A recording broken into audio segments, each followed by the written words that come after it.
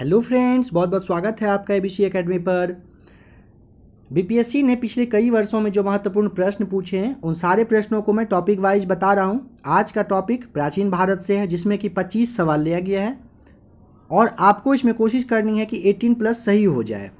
कौन सा प्रश्न कब कब पूछा गया है आप यह भी देख पाओगे। और अगर आप 67वीं बीपीएससी की तैयारी कर रहे हो तो आपके लिए बहुत ज़्यादा इंपॉर्टेंट रहने वाला है। समझ लीजिए कि आपका एक तरह से पिछले 20-25 सालों का मैं सारा प्रश्न करवा रहा हूँ। पार्ट 1 वीडियो है, देखिए। आइए इसमें स्टार्ट करते हैं। पहला सवाल देख लीजिए। भारत में पशुपालन एवं कृषि के प्राचीनतम साक्ष्य प्राप्त हुए हैं कहाँ से? ऑप्शन नंबर डी सही जवाब हो जाएगा मेहरगढ़ से। लगभग 7000 से लेकर 5500 ईसा पूर्व के बीच यहाँ पर मानव रहते थे, लोग रहते थे और वे खेती करते थे और पशुपालन करते थे। इसका प्रूफ मिल चुका है, ध्यान रखिएगा। नेक्स्ट क्वेश्चन, आजीवक संप्रदाय के संस्थापक थे, कौन थे? ऑप्शन नंबर सी हो जाएगा सही जवाब मक्खली गोशाल। मक्खली गोशाल के बारे में थोड़ा सा समझ लीजिए। मक्खली का नाम मक्खली कैसे पड़ा? तो उनके पिता से। और गौशाल कैसे पड़ा? तो उनका जन्म गौशाले में हुआ था, इसलिए उनका नाम में लास्ट में टाइटल लगा गौशाल, मक्खली गौशाल। स्टार्टिंग में वे महावीर के शिष्य थे। किसके? महावीर के शिष्य थे। मगर कुछ टाइम बाद उनके मन में मनमुटाव आ गया, मतलब कहिए कि मतभेद हो गया, जिसकी वजह से कि महावीर की शिष्यता त्याग कर आजीवक नामक संप्रदाय, जो आप देख रहे हो क्वेश्चन में, आजीवक नामक संप्रदाय की स्थापना की। इनका मत नियतिवाद कहा जाता है। नियतिवाद के अनुसार संसार की प्रत्येक वस्तु भाग्य द्वारा पूर्ण नियंत्रित एवं संचालित होती है, यह कहा गया है, ध्यान रखिएगा। नेक्स्ट क्वेश्चन, बराबर की गुफाओं का उपयोग किसने आश्रय गृह के रूप में किया? तो आजीविकों ने। ऑप्शन नंबर ए हो जाएगा सही जवाब। कब पूछा गया है देख लीजिए यहाँ पे आप। देखिए इनके बारे में थोड़ा फैक्ट समझिए। मौर्य युग में, कब? मौर्य युग में पर्वत और गुफाओं को काट कर निवास स्थान बनाने का कला का पूरा विकास हो चुका था। अशोक और उसके पौत्र, जिनका के नाम क्या था? दशरथ, उनके समय में बराबर तथा नागार्जुनी पहाड़ियों को काट कर आजीविकों के लिए अच्छा सा आवास स्थान बनाया गया था। अशोक के समय बराबर पहाड़ी की गुफाओं में सुदामा की गुफा तथा कर्ण चौपर नामक गुफा बहुत ज़्यादा फेमस है। ये भी क्वेश्चन आ सकता है एग्जाम में, ध्यान रखिएगा इस बात का। नेक्स्ट क्वेश्चन, बोध गया में बोधि वृक्ष अपने वंश की इस पीढ़ी का कौन सा है बताइए? ऑप्शन नंबर सी सही जवाब हो जाएगा पंचम। इनके बारे में थोड़ा सा विवाद है, वो समझ लीजिए आप। ह्वेनसांग का नाम आपने जरूर सुना होगा। ह्वेनसांग के अनुसार यह जो पेड़ है यह अपनी पीढ़ी का 5वां पेड़ है, ठीक है, जिसे किसने लगाया है? अलेक्जेंडर कनिंघम ने लगाया था। मगर अगर दूसरे मतलब एक तथ्य के अनुसार और दूसरे फैक्ट के अनुसार जाइएगा तो यह वृक्ष छठा है, मतलब 5 नहीं बल्कि छठा है।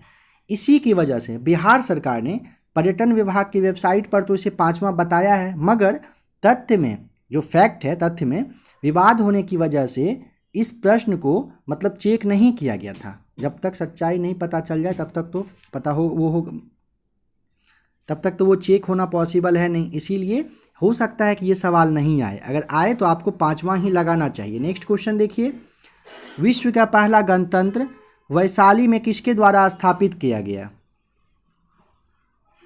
तो ऑप्शन नंबर हो जाएगा आपका डी सही जवाब, लिच्छवी सही जवाब है। देखिए वैशाली की लिच्छवी ने विश्व का सबसे पहला गणतंत्र स्थापित किया था। और समझिए वैशाली बुद्ध काल का सबसे बड़ा तथा शक्तिशाली गणराज्य भी था। लिच्छवी वजीर संघ में सर्वप्रमुख था, यह भी ध्यान रखना है आपको। आइए देखिए नेक्स्ट क्वेश्चन, कैरेक्टरीपिटक किसकी धार्मिक पुस्तक है? ऑप्शन नंबर डी हो जाएगा सही जवाब बौद्ध की। इसके बारे में थोड़ा समझिए। बौद्ध की मृत्यु होने के बाद, बौद्ध धर्म में महात्मा बुद्ध की मृत्यु होने के बाद उनके विचार को 3 भागों में बांटा गया था, जिसे ही त्रिपिटक कहते हैं। पहला है विनय पिटक, जिसे आपने पढ़ा होगा, नहीं पढ़ा है तो आप समझ लीजिए, विनय पिटक। दूसरा है शुद्ध पिटक और तीसरा है अभिधम्म पिटक, ध्यान रखिएगा इस बात को। नेक्स्ट क्वेश्चन, महात्मा बुद्ध का महापरिनिर्वाण कहाँ हुआ था? महात्मा बुद्ध का महापरिनिर्वाण कहाँ हुआ था? ऑप्शन नंबर आपका बताइए क्या हो जाएगा सही? कुशीनगर सही जवाब है। अब कुशीनगर के बारे में थोड़ा समझ लीजिए।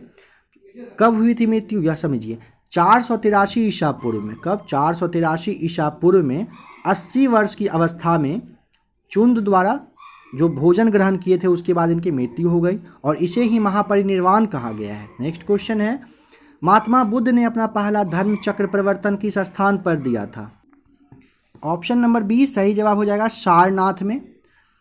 आपको पता होना चाहिए कि महात्मा बुद्ध ने 6 वर्ष की तपस्या की थी, 29 वर्ष से लेकर 35 वर्ष तक। वैशाख पूर्णिमा की रात्रि को एक पीपल वृक्ष के नीचे उनको ज्ञान प्राप्ति हुआ था, उसके बाद ही वे बुद्ध कहलाए थे। ठीक है, ध्यान रखिएगा। और अपना पहला उपदेश कहाँ पर दिया था? सारनाथ में। यह उपदेश जब वो दे रहे थे तो उन्होंने 5 ब्राह्मण सन्यासियों को दिया था। यह उपदेश क्या बताता है यह भी समझ लीजिए। दुख, दुख के कारणों, दुख का अंत, उनके समाधान से संबंधित सारा बात बताता है। इसे 4 आर्य सत्य भी कहते हैं, 4 आर्य सत्य भी कहा जाता है, ध्यान रखिएगा। नेक्स्ट क्वेश्चन है, निम्नलिखित में से कौन सबसे पूर्वकालिक जैन ग्रंथ कहलाया? तो 14 पूर्व हो जाएगा सही जवाब, option number C. Next question, भगवान महावीर का प्रथम शिष्य कौन था? तो ऑप्शन नंबर ए सही जवाब हो जाएगा, जामाली उनके प्रथम शिष्य थे। देखिए, महावीर स्वामी का जो जन्म है वो कब हुआ था? 599 ईसा पूर्व में हुआ था। कब? 599 ईसा पूर्व में हुआ था। उनसे उनकी पत्नी का नाम क्या था? यशोदा। उनसे एक पुत्री हुई थी जिसका कि नाम प्रियदर्शना था और उन्हीं का यह हस्बैंड जामाली था जो कि क्षत्रिय थे। ठीक है, इन्होंने महावीर स्वामी का अनुयायी बन गए थे, उनकी बातों को माने। मगर कुछ टाइम के बाद उनके मन में विरोध की भावना उत्पन्न होने लगी और उन्होंने बहुरतवाद नामक नए संप्रदाय की शुरुआत की थी। किसका? जामाली ने क्या किया था? बहुरतवाद नामक संप्रदाय की स्थापना की थी। नेक्स्ट क्वेश्चन, महावीर जैन की मृत्यु निम्नलिखित में से किस नगर में हुई? ऑप्शन नंबर सी सही जवाब हो जाएगा, पावापुरी में हुआ था। मैंने आपको बताया 599 ईसा पूर्व में उनका जन्म हुआ था। कहाँ? वैशाली के निकट कुंडग्राम में। उनके पिता क्या थे? उनके पिता जिनका कि नाम था सिद्धार्थ, वे ज्ञात्रिक क्षत्रियों संघ में से मतलब प्रधान थे, कहिए कि मुखिया थे वहाँ के। वे वज्जी संघ का एक प्रमुख सदस्य भी थे। 527 ईसा पूर्व में। कब? 527 लिख दे रहा हूँ यहाँ पे, देख लीजिए, ईसा पूर्व में उनकी मृत्यु हो गई थी। कहाँ पर? राजगृह के पास में एक जगह है पावापुरी, वहीं पर उनकी मृत्यु हो गई थी। फ्रेंड्स, और एक बात ध्यान रखिएगा कि मैं आपको बताया अभी कि 599 ईसा पूर्व में उनका जन्म हुआ था। अगर आप एनसीईआरटी की बुक में जाओगे तो आपको शायद 540 ईसा पूर्व देखने को मिलेगा, मगर नया जो बुक है और जो अब नया फैक्ट पता चला है कि वो 599 ईसा पूर्व है। क्यों? क्योंकि देखिए, महावीर स्वामी महात्मा बुद्ध के पहले के काल के हैं, पहले के टाइम के हैं, इसी वजह से 599 उनका सही मतलब जन्म तिथि माना गया है। इस बात को आपको चेक करना होगा, तो आप जरूर चेक कर लीजिएगा। देखिए नेक्स्ट क्वेश्चन, महावीर स्वामी का जन्म कहाँ हुआ था? तो मैंने अभी जस्ट आपको बताया कहाँ हुआ था जन्म उनका, कुंडग्राम में हुआ था। ऑप्शन नंबर ए सही जवाब है। नेक्स्ट क्वेश्चन, गायत्री मंत्र किस पुस्तक में मिलता है? तो गायत्री मंत्र क्या हो जाएगा? ऑप्शन नंबर सी, ऋग्वेद में मिलता है। ऋग्वेद, इनके रचनाकार कौन है? तो विश्वामित्र हैं। विश्वामित्र इनके क्या हैं? रचनाकार हैं। और यह मंत्र ऋग्वेद के तृतीय मंडल यानी 3rd मंडल में मेंशन किया हुआ है। नेक्स्ट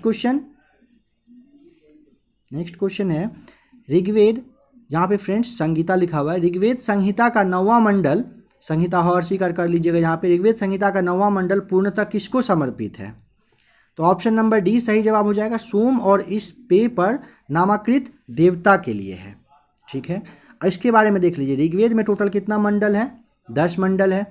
और 9वां मंडल कितना? 9वां मंडल में 114 मंत्र है। कितना? 114 मंत्र है जो सोम को समर्पित है, ध्यान रखिएगा। नेक्स्ट क्वेश्चन, प्रसिद्ध 10 राजाओं का युद्ध किस नदी के तट पर लड़ा गया? तो परुष्णी हो जाएगा सही जवाब। यहाँ पे परुष्णी में ना आधा श न होगा, इस तरह से होगा, इसके लिए माफ़ी चाहूँगा। देख लीजिए, परुष्णी होगा।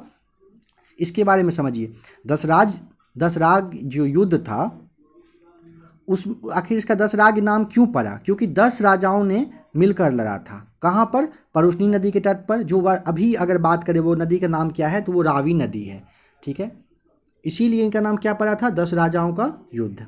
नेक्स्ट क्वेश्चन कह रहा है कि बोगाज कोई का महत्व इसलिए है, क्यों है, क्योंकि बताइए, क्योंकि वहाँ जो अभिलेख प्राप्त हुए हैं उनमें वैदिक देवी देवताओं का वर्णन मिलता है। ध्यान रखिएगा, वहाँ जो अभिलेख प्राप्त हुए हैं उनमें वैदिक देवी और देवताओं का वर्णन मिलता है, इसीलिए बोगाज कोई का बहुत ज़्यादा इंपॉर्टेंस है। नेक्स्ट क्वेश्चन अजातशत्रु के वंश का नाम क्या था? तो आपका ऑप्शन नंबर क्या हो जाएगा सही? अगर आपका जवाब ऑप्शन नंबर बी है तो बिल्कुल सही हो आप, हर्यक वंश है। इसके बारे में समझिए। मगध के शासक अजातशत्रु अपने पिता और हर्यक वंश के संस्थापक बिंबिसार की हत्या कर राजगद्दी पर वो बैठ गया था, और इसकी हत्या भी इसके पुत्र उदयन ने कर दिया था। मतलब नहीं कहा जाता है जैसे को तैसा, बस वही बात है। तो नेक्स्ट क्वेश्चन देखिए, कह रहा है कि निम्न में से किस हड़प्पाकालीन स्थल से टेराकोटा का हल प्राप्त हुआ? तो ऑप्शन नंबर आपका हो जाएगा बनावली, बी सही। कहाँ से हुआ था? बनावली से। बनावली कहाँ पर है? तो यह देखिए हरियाणा के फतेहाबाद जिले में स्थित है बनावली, यहीं से टेराकोटा का हल प्राप्त हुआ था। नेक्स्ट क्वेश्चन, निम्नलिखित में से कौन सा एक हड़प्पा का बंदरगाह है? तो ऑप्शन नंबर बी आपका सही जवाब हो जाएगा लोथल। अगर इसके बारे में बताऊं तो ये गुजरात के कहाँ, अहमदाबाद में है। कहाँ पर? तो भोगवा नदी के किनारे है। यहाँ का सबसे फेमस बात क्या है? तो वही हड़प्पाकालीन बंदरगाह, बहुत ज़्यादा मतलब फेमस बात है यहाँ का। नेक्स्ट क्वेश्चन देखिए, नेक्स्ट क्वेश्चन कहता है कि सिंधु घाटी सभ्यता की सबसे महत्वपूर्ण विशेषता क्या है? तो ऑप्शन नंबर ए हो जाएगा सही जवाब, पक्की ईंट से बनी इमारत। देखिए सिंधु घाटी सभ्यता अब क्यों फेमस है समझ लीजिए, क्योंकि नगर नियोजन को बहुत ज़्यादा मतलब वैल्यू दिया गया था वहाँ पर। उस वक्त का नगर वगैरह जो था इतना अच्छे से बनाया गया था, जो अभी के टाइम में जैसा आप देख पा रहे हो शहर का जो बनाव है उस तरीके का बनाव उस वक्त था। पक्की ईंट से बनी इमारत में यहाँ पर मोहनजोदड़ो में एक विशाल स्नानागार और अन्नागार भी मिला है। यह भी ध्यान रखिएगा, सिंधु घाटी सभ्यता में ही विशाल स्नानागार और अन्नागार भी मिला है। स्नानागार के बारे में बताऊं तो देखिए इस तरह से होता था स्नानागार, एनसीईआरटी बुक में आपने शायद पढ़ा होगा। जब कोई विशेष पर्व, ऐसा अंदाज़ा लगाया जाता है, जब कोई विशेष पर्व या विशेष लोग आते थे तो उस वक्त इसमें पानी भरा जाता था, और जब यूज उसका हो जाता था तो शायद वहाँ पे एक मतलब पानी निकलने के लिए एक रास्ता बना हुआ था जिसमें इसे पानी निकाल कर खाली कर दिया जाता था, ऐसा अंदाज़ा लगाया गया है। तो सिंधु घाटी सभ्यता का सबसे महत्वपूर्ण विशेषता क्या है? पक्की ईंट से बनी इमारत। बहुत वीवीआई क्वेश्चन है। नेक्स्ट क्वेश्चन, सिंधु घाटी, माफ़ कीजिएगा, सिंधु सभ्यता निम्नलिखित में से किस युग में पड़ता है? तो ऑप्शन नंबर डी सही जवाब हो जाएगा, आदि ऐतिहासिक काल में पड़ता है। देखिए लेखन कला के ज्ञान से, मतलब जो लिखने का जो ज्ञान था उसके पहले का जो कालखंड है उसे प्रागैतिहासिक काल कहा जाता है। क्या कहा जाता है? प्रागैतिहासिक काल उसे कहा गया है। भारतीय इतिहास में 2500 से 600 ईसा पूर्व का जो समय है, ईसा पूर्व का जो समय है उस टाइम को आदि ऐतिहासिक काल माना गया है। आदि ऐतिहासिक काल माना गया है। क्यों माना गया? देखिए क्योंकि उस वक्त लिखने का तो सबको नॉलेज था, लिखने का ज्ञान था, मगर अभी तक इसे पढ़ा नहीं गया है। वो जो लिखा हुआ बात है उसे पढ़ने की कोशिश किया जा रहा है लेकिन पढ़ा नहीं गया है, इस तरह के लैंग्वेज में लिखा हुआ, इसीलिए उसे आदि ऐतिहासिक काल नाम दिया गया है। नेक्स्ट क्वेश्चन, हड़प्पा में मिट्टी के बर्तनों पर सामान्यतः किस रंग का उपयोग हुआ है? तो ऑप्शन नंबर ए सही जवाब हो जाएगा, लाल रंग का यूज हुआ है। वहाँ पर जो बर्तन बनता था ना उसे मृद भांड कहा जाने लगा। ठीक है, दो तरह के बर्तन बनते थे, एक नॉर्मल सा मतलब फटाफट बनाने वाला डिजाइन, बिना डिजाइन का, और एक था जिसे कि चित्रित मृद भांड कहा गया था, मतलब उसमें कलर वगैरह करके उसमें पिक्चर बनाया जाता था। उसके ऊपर वाले कलर में, यहाँ वाले कलर में रेड यानी कि लाल कलर, और नीचे वाले में काला कलर से मतलब थोड़ा सा वो बॉर्डर दिया जाता था, और ऊपर में लाल कलर से डिजाइन वगैरह कलर किया जाता था। ध्यान रखिएगा इस बात का। नेक्स्ट क्वेश्चन, निम्नलिखित में से किसको कैल्कोलिथिक युग भी कहा गया है? ताम्रपाषाण युग हो जाएगा सही जवाब। कह रहा है कि यहाँ पे समझने वाली बात है कि वो जो संस्कृति था वहाँ का, जहाँ पर तांबे के औजार के साथ साथ पत्थर के बने हुए उपकरण का प्रचलन मिलता है। किसके? तांबे के औजार के साथ पत्थर के बने हुए जो उपकरण थे उसका जो प्रचलन मतलब उस वक्त होता था, उन्हें प्रायः हम लोग क्या कहते हैं? ताम्रपाषाणिक संस्कृतियां ही कहते हैं। ताम्रपाषाण युग भी कहते हैं और कैल्कोलिथिक युग भी कहा जाता है। नेक्स्ट क्वेश्चन, निम्नलिखित में से किस राजा ने पाटलिपुत्र को बसाया था, बताइए। ऑप्शन नंबर डी हो जाएगा सही जवाब, उदयीन हो जाएगा सही जवाब। उदयीन ने क्या किया था, पाटलिपुत्र को बसाया था।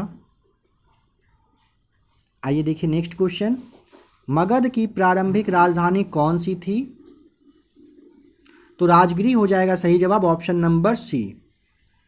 देखिए पुराण के अनुसार अगर आप जाओगे, किसके, पुराण के अनुसार, तो मगध पर शासन करने वाला जो पहला राजवंश था वो कौन सा था, बृहदत्त वंश था। इस वंश के पहले राजा कौन थे, बृहदत्त का पुत्र जरासंध था। मतलब इस राजवंश के पहले राजा बृहदत्त का पुत्र जरासंध, जिसने राजगिरी को अपनी राजधानी बनाया था। ठीक है, ध्यान रखिएगा इस बात का। नेक्स्ट फ्रेंड्स, अभी आपने टॉपिक खत्म हो चुका है, क्लास बताने में इतना ध्यान से बताने लगा, मुझे ध्यान भी नहीं आया। अभी आपने 25 सवाल देख लिया, ठीक है। अभी और आपको सवाल देखना है, 2011 का यह सवाल है। आपको क्लास कैसा लगा बताइएगा। अगर आपको बीपीएससी की तैयारी करनी है तो आप एबीसी एकेडमी के साथ बने रहिए। फिलहाल आपको सारा क्वेश्चन हर एक टॉपिक वाइज आपको देखने को मिलेगा, जिसमें कि आपको प्राचीन, आधुनिक, मध्यकालीन भारत, भारतीय राज्य व्यवस्था, भूगोल, विश्व का भूगोल, भारत का भूगोल, बिहार के बारे में हर कुछ जानने को मिलेगा एबीसी एकेडमी के साथ।